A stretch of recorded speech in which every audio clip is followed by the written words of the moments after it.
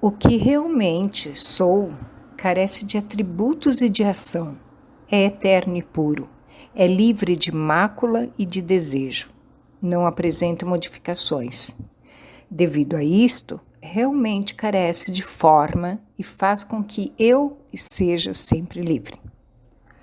Olá, amigos e amigas do canal, sejam todos bem-vindos. Esse é o 37º vídeo do comentários do livro Atma Bodha. Esse é o Sloka 34.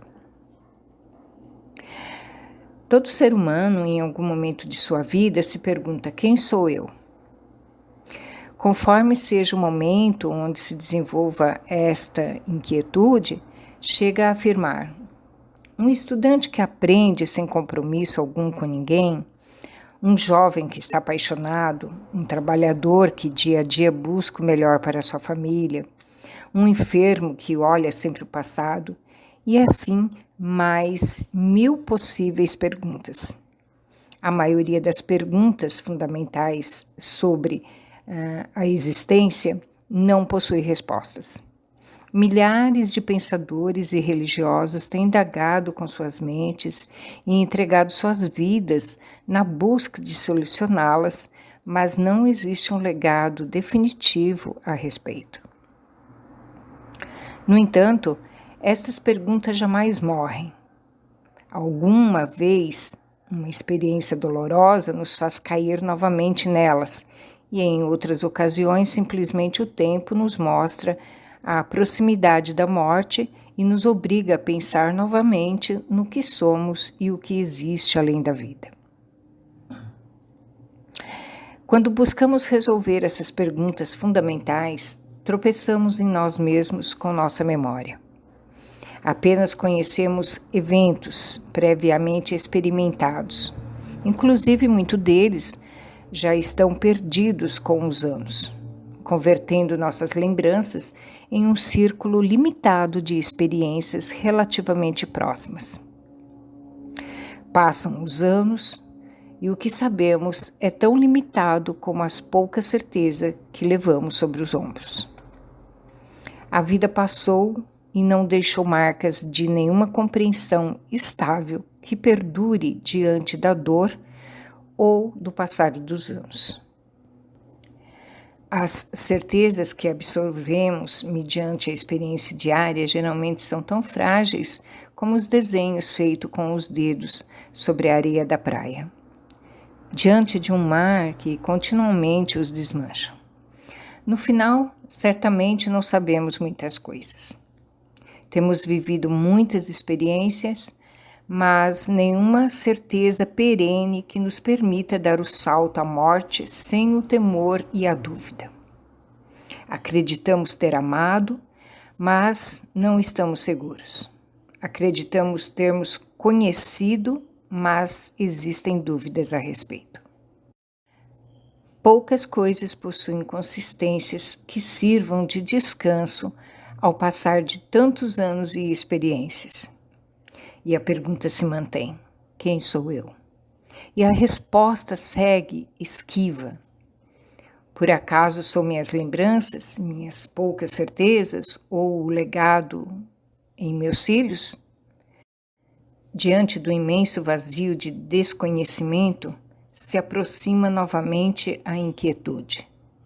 Talvez seja melhor não pensar nisto, pois ainda não estamos preparados para indagar nos complexos mundos das perguntas sem respostas.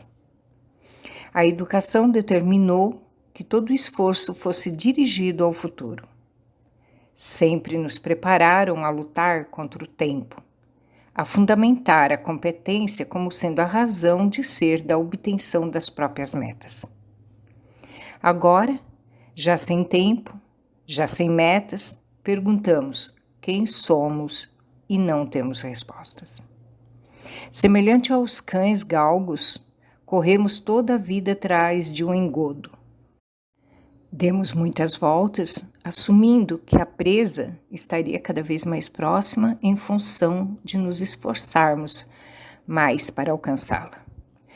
Mas quando claramente não existe mais força para correr ou não há mais razão para seguir competindo, então nos perguntamos: que sentido tem a vida? A consciência sempre nos iluminou.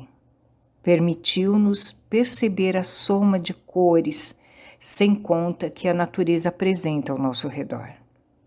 Escutamos o som graças à consciência. Sons que por momentos nos tocam o coração e outros que quase o destrói de angústia. Graças à consciência, compreendemos a existência do sol, da chuva, as carícias e o espaço. A consciência nos acompanhou nas boas e nas más horas e, graças à sua natureza, compreendemos sobre a vida, sobre a dor e sobre o amor. Percebemos através de muitos anos milhares de objetos iluminados, mas jamais perguntamos a razão do brilho que permitia conhecê-los. Escutamos infinidades de sons, mas nunca voltamos a atenção em olhar em nós como se produzia o milagre de ouvir. Jamais buscamos retrair a atenção à própria consciência. Sempre nos aproximamos de seu brilho rodeando as coisas do mundo.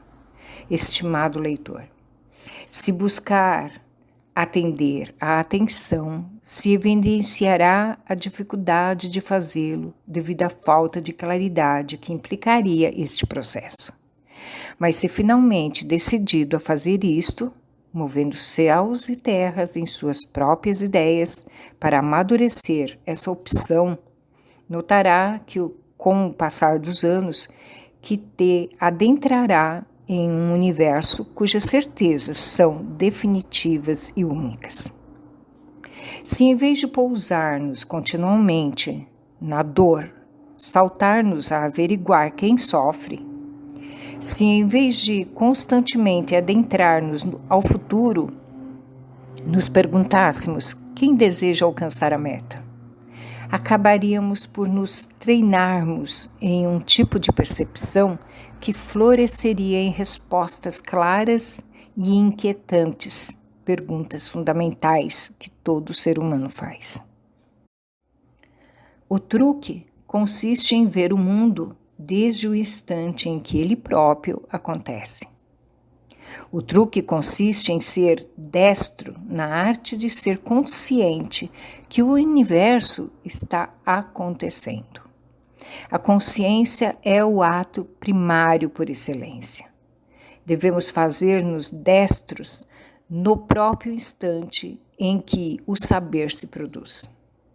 Quando isso ocorre, então notaremos que a consciência assume o atributo de ser, sem forma, de ser livre de mácula e desejo, de ser carente de toda modificação.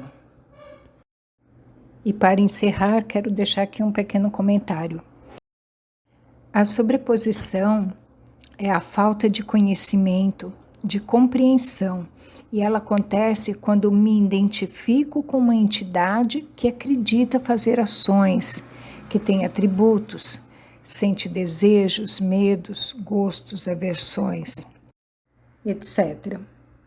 Porém, a mente a todo momento tende a projetar seus conteúdos, sempre tendo como referenciais as experiências passadas, as lembranças, hábitos. Essas projeções causam sempre dependências. É como se dependêssemos dessas projeções para existir. Assim, ocorre um envolvimento de modo tão profundo com as experiências que não paramos para refletir de quem são essas dependências, quem é que sente necessidades. Quanto mais alimentarmos os conteúdos mentais, nos sentindo identificados, mais presos a eles estaremos. Podemos viver de um modo mais independente da mente e de suas projeções, porque não somos a mente. Podemos observar essa questão observando como a mente funciona, como projeta as vasanas, os condicionamentos, as tendências, crenças, os hábitos e todo o seu conteúdo.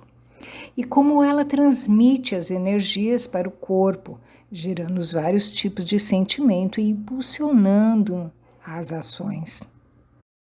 O ser que somos é ilimitação, infinitude é independente. E a observação, a reflexão, a investigação nos leva para uma visão mais profunda e assim podemos compreender nossa natureza. A compreensão nos permite ser ilimitação, porque ela nos livra de identificar com as projeções.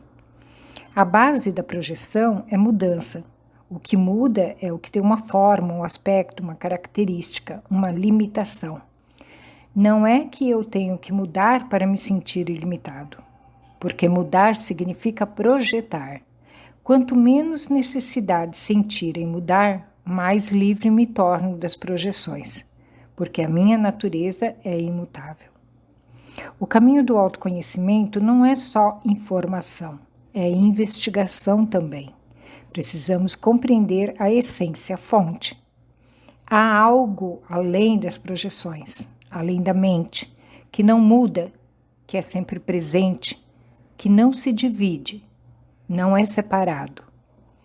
A mente, quando cria capacidade discriminativa, que é uma qualidade necessária para que possamos discernir o real do irreal, ela entra numa fase em que, ao ouvir os ensinamentos, é capaz de compreender os seus aspectos mais abstratos, mais sutis. E é isso que nos livra da ignorância. Essa sobreposição é que não permite que eu me reconheça como consciência pura. A investigação persistente e séria desconstrói o sentido de Ahamkara. Isso significa que eu, consciência pura, quando ilumino meus instrumentos, não me identificarei mais com eles. Hoje ficamos por aqui. Esse foi o vídeo 37º e esse foi o Sloka 34. Agradeço a escuta atenta de todos. Espero vocês no próximo vídeo. Compartilhe para que mais pessoas tenham o conhecimento. Namaskar.